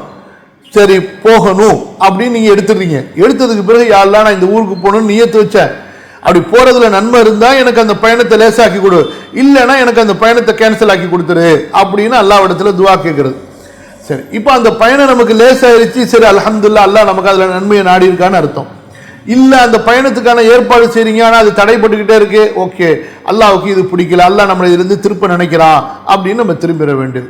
அதே போலதான் எந்த ஒரு செயலா இருந்தாலும் சரி, அதை ஒரு ஆலோசனையின் அடிப்படையிலேயோ அல்லது அதனுடைய நன்மை தீமைகள் மார்க்க ரீதியான அதே போல உலக ரீதியான சாதக பாதகங்கள் எல்லாம் நம்ம முன்வைத்து ஒரு விஷயத்தை தெளிவா நம்ம முடிவெடுக்கணும். எடுத்ததுக்கு பிறகு யா அல்லாஹ் இன் குன்த தஅலம் அன்ன ஹாதல் அம்ர கைருல் லீ ஃபீ தீனி வ துன்யாய வ ஆகிபத்தி அம்ரி ஃபக்துருஹு லீ வ யஸ்ஸிருஹு லீ. யா அல்லாஹ் இந்த காரியம் எனக்கு என்னுடைய மார்க்கத்தில் எனது உலகத்தில் எனது முடிவில் எனக்கு நன்மையாக இருக்குமேயானால் அதை எனக்கு நீ விதிப்பாயாக, அதை எனக்கு எளிதாக்கி தருவாயாக. وَإِن كُنْتَ تَعْلَمُ أَنَّ هَذَا الْأَمْرَ شَرٌّ لِّي فِي دِينِي وَدُنْيَايَ وَعَاقِبَةِ أَمْرِي فَاصْرِفْهُ عَنِّي وَاصْرِفْنِي عَنْهُ. இந்த காரியம் எனக்கோ எனது மார்க்கத்திற்கோ எனது முடிவுக்கோ தீமையாக இருக்கும் என்று இருந்தால் என்னை விட்டு அதை திருப்பி விடு, அதையும் என்னை விட்டு நீ திருப்பி விடு. அந்த மாதிரி நம்ம துஆ கேட்கணும். சரிங்களா? இதான் ரொம்ப மெயினா கவனிக்க வேண்டியது. இதுதான், நீங்க தெளிவா முதல்ல ஒரு காரியத்தை செய்யணுமா வேணாமான்னு சொல்லி நீங்க முடிவு செய்யணும். அதுக்கப்புறமா அல்லாஹ்விடத்துல இதுல நன்மை இருந்தா எனக்கு இது வழிகாட்டு, இல்லைன்னா என்னுடைய உள்ளத்திலிருந்து இதை எடுத்துடலா அப்படின்னு துஆ கேட்கிறது. அதாவதுமா 15 நாட்களுக்கு மேலாக ஒரு பெண்ணுக்கு உதிரப்போக்கு இருக்குமே ஆனால் அப்ப அந்த 15 நாள் வரைக்கும் அந்த பெண்ணு தன்னுடைய அந்த உதிரத்தை மாதவிடாயா எடுத்துக்கொள்ளணும். 15 நாள் முடிஞ்ச உடனே குளித்து சுத்தமாகிவிட்டு அவங்க தொழுகை ஆரம்பிச்சிடணும். அதுக்கு பிறகு திரும்ப 15 நாள் கழிச்சிட்டு அவங்களுக்கு அந்த உதிரம் ஹைதுடைய உதிரமாக மாதவிடாயினுடைய உதிரமா அவங்க முடிவு செய்வாங்களே ஆனால், அல்லது எப்ப அந்த உதிரம் மாறுதோ 15 நாள்லையோ திரும்ப 10 நாள்லையோ அல்லது ஒரு வாரத்திலேயோ பெண் தன்னுடைய இரத்தத்தை கொண்டு அந்த இரத்தம் மாதவிடாயுடைய இரத்தமா இல்லையா என்பதை தெரிந்து கொள்ளக்கூடிய அந்த ஒரு தன்மையை அல்லாஹ் வச்சிருக்கிறான். அதுல துருநாற்றம் இருக்குமேயானால் அல்லது எப்போது வரக்கூடிய மாதவிடாயுடைய இரத்தத்தினுடைய அந்த நிறத்துல இருக்குமேயானால் அது மாதவிடாய் இரத்தம். சரியா? அதனால 15 நாளைக்கு மேல ஒருத்தங்களுக்கு மாதவிடாய் ஏற்படாது. அது இஸ்திஹாதா, நோயினால ஏற்படக்கூடியது. 15 நாள் ஆயிருச்சுன்னு சொன்னா மாதவிடாய் வந்ததிலிருந்து கண்டிப்பா குளித்து சுத்தமாகிவிட்டு தொழுகையை ஆரம்பிச்சிடணும். அதே போல ரமதான் மாசமா இருந்தா நோன்பு வைக்க ஆரம்பிச்சிடணும். அதே போல கவலையை போக்குறதுக்கு லா இலாஹ இல்லா அன்த சுப்ஹானக இன்னி குன்து மினல் ஸாலிமீன், இந்த துவாவும் ரொம்ப ஒரு மகத்தான துவா. யூனுஸ் அலைஹிஸ்ஸலாத்து வஸலாம் கேட்ட துவா. அல்லாஹ் தஆலா ஃபனஜ்ஜைனாஹு மினல் கம்மி வகதாலிக நுன்ஜில் முஃமினீன், யூனுஸ் இந்த துவாவை கேட்டார், அவரை துக்கத்திலிருந்து நாம் பாதுகாத்தோம், இப்படித்தான் நாம் மூமின்களை பாதுகாப்போம் என்று அல்லாஹ் சொல்றான். நபி ஸல்லல்லாஹு அலைஹி வஸல்லம் சொன்னாங்க, யார் யூனுஸ் நபி கேட்ட இந்த துவாவை ஓதுறாங்களோ கண்டிப்பா அல்லாஹ் தஆலா அவர்களை துக்கத்திலிருந்து பாதுகாப்பான்னு சொல்லி லா இலாஹ இல்லா அன்த சுப்ஹானக இன்னி குன்து மினல் ஸாலிமீன். குளிர்காலத்தினுடைய ஆமா அதுவும் நஹல்ல தான் இருக்கு. சூரா நஹல்ல 81 وَجَعَلَ لَكُمْ سَرَابِيلَ تَقِيكُمُ الْحَرَّ وَسَرَابِيلَ. அதுவும் அதே போல தான். பெண்ணோ மணமகனோ நீங்க முதல்ல விசாரிச்சுக்கணும், போய் பார்க்கணும், வைக்கணும், எல்லாம் நீங்க தெளிவுபடுத்திக்கிட்டீங்க.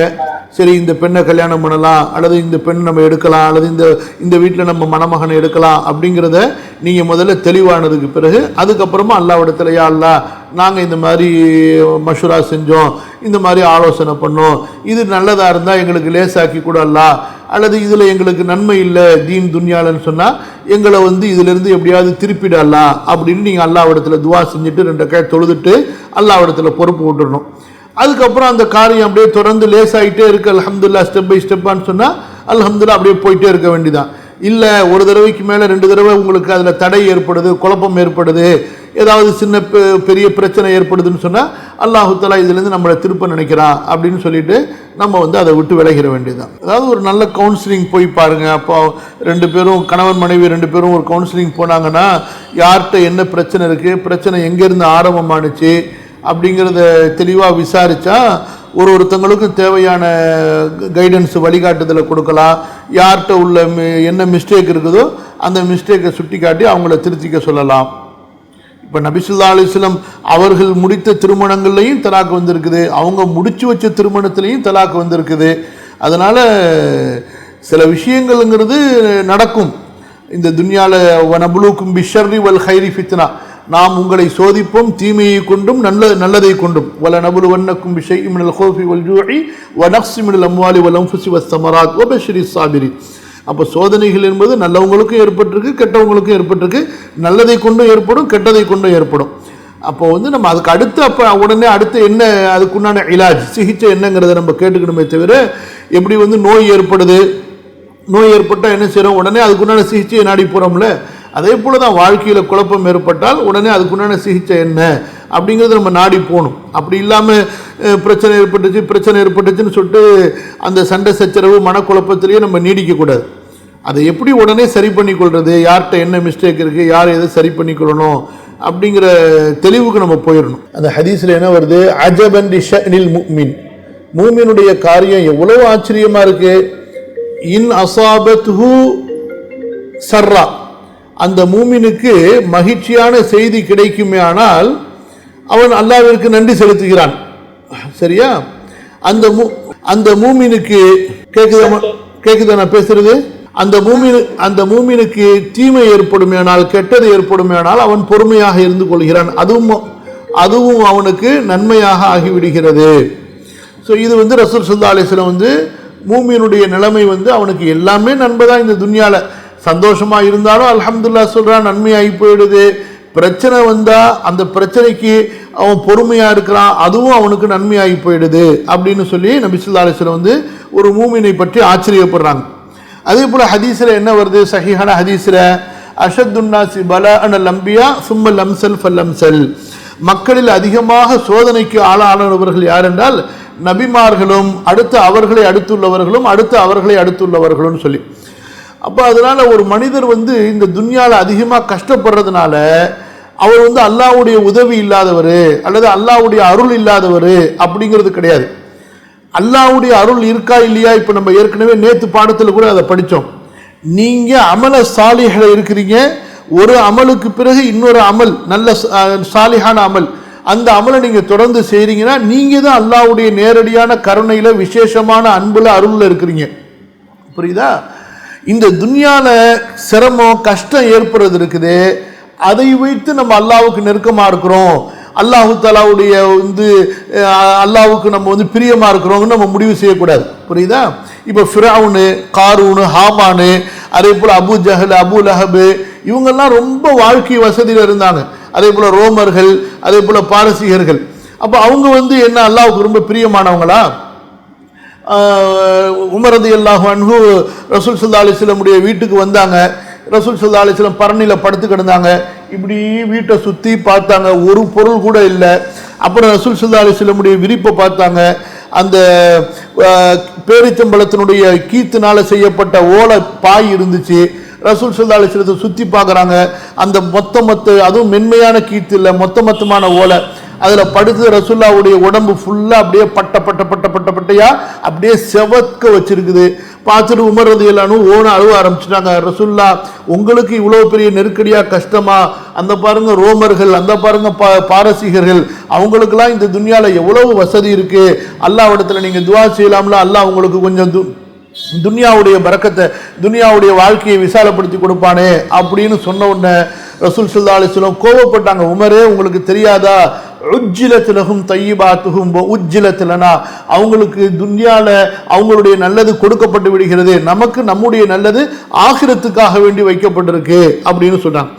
ஸோ அதே போல தான் எல்லா விஷயமும், அது வறுமையாக இருக்கட்டும், அல்லது வேறு விதமான நோய் நொடியினால் ஏற்படக்கூடிய கஷ்டங்களாக இருக்கட்டும், அல்லது நம்ம எடுக்கக்கூடிய முயற்சி செய்யக்கூடிய எந்த ஒரு காரியமும் வெற்றியாக மாட்டேங்குது, ஏதாச்சும் ஒரு கஷ்டம் வந்துடுது, பிரச்சனை வருது, இந்த மாதிரி இருக்கட்டும், எதா இருந்தாலும் சரி, அப்போ அல்லாஹ் சுப்ஹானஹு வ தஆலா அதில் நமக்கு ஒரு நன்மையை வச்சிருக்கிறான். புரியுதுங்களா? சில நேரங்களில் எப்படின்னு சொன்னால் ஹதீஸில் வருது, அல்லாஹு தஆலா ஒரு மூமினுக்கு வந்து சொர்க்கத்தில் ஒரு டாப் ரேங்க், ரொம்ப டாப்பான ஒரு அந்தஸ்தை வந்து முடிவு செஞ்சு வச்சிருப்பானா. இந்த அடியாரிடத்தில் அதுக்குள்ளான அமல் இருக்காது. அப்போ அல்லாஹ் என்ன செய்வான், இந்த அடியானுக்கு சிரமத்தை கொடுத்து, அந்த சிரமத்தில் பொறுமையாக இருக்கிறதுக்கு உண்டான அந்த அருளையும் அல்லாஹ் கொடுத்து, இவன் அந்த சிரமத்தில் பொறுமையாக இருக்கிறத வச்சு, அந்த சிரமத்தை தாங்கி கொள்றதை வச்சு அல்லாஹ் சுப்ஹானஹு வ தஆலா இவனுக்கு அவ்வளவு பெரிய சொர்க்கத்துடைய தரஜாவை தகுதியை கொடுத்துட்றானா. அப்போ அதனால கஷ்டங்களுக்கு பின்னால் இருக்கக்கூடிய நன்மைகளை நம்ம அறிந்து கொள்வோமே, ஆனால் வாழ்க்கையே நமக்கு கஷ்டமா இருந்தா என்ன அப்படின்னு சொல்லிட்டு நம்ம துவா செஞ்சிருப்போம். ஆனால் அல்லாஹ் அதை மறைச்சு வச்சுட்டான். புரியுதுங்களா? நாளைக்கு மறுமையில போனாதான் தெரியும், ஒரு கஷ்டத்துக்கும் அல்லாஹ் நமக்கு ஆகிரத்தில் கொடுக்கக்கூடிய கூலியை வச்சு மனிதன் அப்படித்தான் ஆசைப்படுவான். அதனால நம்ம வந்து நமக்கு நோக்கம் என்னன்னு சொன்னா அல்லாஹ்வுடைய பொருத்தம். இப்ப நம்ம என்ன படித்தோம், மன் அராதல்லாஹ், யார் அல்லாஹுவை நாடிவிட்டானோ ஃபஅலல்லாஹி சபீலுஹு, அவனுக்கு அல்லாஹ்வுடைய தன்னுடைய பாதையை காட்டுவது அல்லாஹ் மேல கடமையாகி விடுகிறது. அதனால நம்ம கஞ்சி குடிச்சாலும் அல்ஹம்துலில்லாஹ், பிரியாணி சாப்பிட்டாலும் அல்ஹம்துலில்லாஹ், மாடி வீட்டில் இருந்தாலும் அல்ஹம்துலில்லாஹ், கூரை வீட்டில் இருந்தாலும் அல்ஹம்துலில்லாஹ், சுகமா நடந்து போனாலும் அல்ஹம்துலில்லாஹ், படுத்த படுக்கையானாலும் அல்ஹம்துலில்லாஹ். இந்த காசா மக்களை நினைச்சு பாருங்க, இன்னைக்கு எல்லா நிலைமையிலையும் அல்ஹம்துலில்லாஹ் அல்ஹம்துலில்லாஹ் அல்ஹம்துலில்லாஹ் அல்ஹம்துலில்லாஹ் அல்ஹம்துலில்லாஹ் ஹஸ்புனல்லாஹ் நிஅமல் மௌலா நிஅமல் வக்கீல் ஹஸ்புனல்லாஹ், கை போச்சு, காலு போச்சு, குழந்தை போச்சு, அல்ஹம்துலில்லாஹ் இன்னா லில்லாஹி வ இன்னா இலைஹி ராஜிஊன் அல்ஹம்துலில்லாஹி அலா குல்லி ஹால். அதுதான் நபிமார்களுடைய ஈமான். புரியுதுங்களா? ஸோ வந்து சோர்ந்து போயிடக்கூடாது, அல்லாஹ் என்னை கை விட்டுட்டானோ அப்படின்னு ஒருபோதும் நினைச்சிடக்கூடாது. 1% கூட உண்மை கிடையாது. சூனியக்காரனை நம்புறதும், மந்திரவாதியை நம்புறதும், ஜோசியக்காரனை நம்புவதும் குஃப்ர், இறை நிராகரிப்பு. புரியுதா? அதனால ஆமன்து பில்லாஹ் வ கஃபர்து பித்தாகூத், அல்லாஹுவை நம்பிக்கை கொண்டோம், தாகூத் சூனியக்காரர்கள் மந்திரவாதிகளை நாம் நிராகரித்தோம். இது வந்தாதான் ஈமானே வரும்.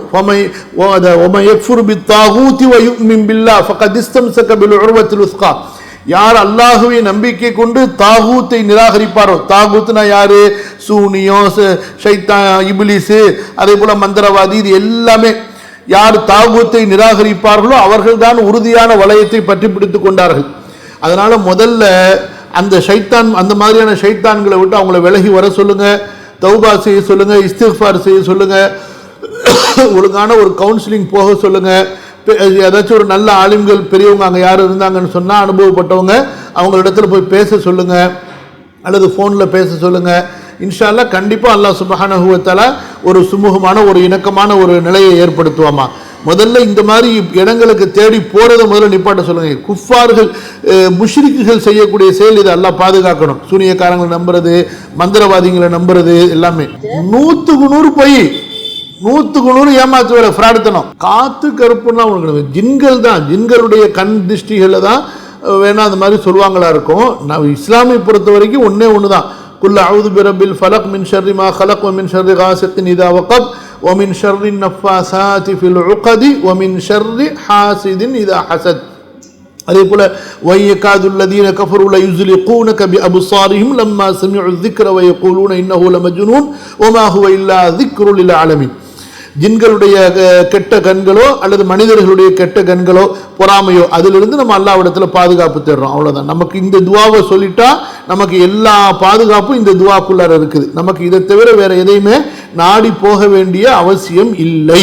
அல்லாஹு தஆலா எல்லா விதமான கெட்ட சக்திகளை நாடி போகுவதை விட்டு நம்மை அல்லாஹு தஆலா நிறைவடைய செய்து விட்டான், பாதுகாத்து விட்டான். அல்லாஹ் ஒருவனை நாடுவதை கொண்டு, அல்லாஹ்விடத்தில் பாதுகாப்பு தேடுவதை கொண்டு. அல்ஹம்துலில்லாஹ். وَمَن يَتَوَكَّلْ عَلَى اللَّهِ فَهُوَ حَسْبُهُ. யார் அல்லாஹ்வை சார்ந்து விட்டாரோ, அவன் மீது நம்பிக்கை வைத்து விட்டாரோ, அவருக்கு அல்லாஹ்வே போதுமானவன். அல்லாஹ்வை நம்பாதவங்களுக்கு எங்க போனாலும் சரி அவங்க மனசு திருப்தி அடையாது. இங்க இருந்து அங்க, அங்க இருந்து வேற ஒரு இடம், வேற ஒரு இடத்துல இருந்து இன்னொரு இடம், இப்படி அவங்க அலைஞ்சுக்கிட்டே இருக்க வேண்டியதுதான். அல்லாஹ்வை நம்புறவங்களுக்கு அல்லாஹ் மட்டும் போதுமானவன். பொறுமையா இருப்பாங்க. கண்டிப்பா அல்லாஹ்வுத்தாலா ஷிஃபாவை கொடுப்பான்னு சொல்லி அல்லாஹ்விடத்துல பொறுமையா இருப்பாங்க. எவ்வளவு காலமானாலும் சரி அவங்க ஒருபோதும் அல்லாஹ்வுடைய கருணையிலிருந்து நிராசை அடைய மாட்டார்கள். சரிம்மா, அல்ஹம்துலில்லாஹ். ஓரளவுக்கு நம்ம பல விஷயங்களை பார்த்தோம். அல்லாஹ் சுப்ஹானஹு வ தஆலா நன்மையின் பக்கம் நமக்கு வழிகாட்டுவானாக, நன்மையை நமக்கு இலகுவாக்கி தருவானாக. கெட்ட காரியங்களிலிருந்து, கெட்ட செயல்களிலிருந்து, எல்லா விதமான அல்லாஹ்விற்கு, அதாவது அல்லாஹ்விற்கு கோபமான, அல்லாஹ்விற்கு பிடிக்காத எல்லா காரியங்களிலிருந்தும், செயல்களிலிருந்தும், சொற்களிலிருந்தும் அல்லாஹு தஆலா நம்மை பாதுகாப்பானாக. நம்முடைய மீளும் இடத்தை சொர்க்கமாக, அல்லாஹ்வுடைய ரஹ்மத்துடைய இடமாக ஆக்கி வைப்பானாக. நபிமார்களோடு, சாலிஹீன்களோடு, சித்திக்குகளோடு, ஷஹீதுகளோடு அல்லாஹ் சுப்ஹானஹு வ தஆலா நாம் ஒன்று சேரக்கூடிய இடத்தை ஆக்கி வைப்பானாக. அல்லாஹும்ம ரப்பனா தகப்பல் மின்னா இன்னக அன்தஸ் ஸமீஉல் அலீம் வ துப் அலைனா இன்னக அன்தத் தவ்வாபுர் ரஹீம். سبحانك اللهم وبحمدك أشهد أن لا إله إلا أنت أستغفرك وأتوب إليك والسلام عليكم ورحمة الله وبركاته.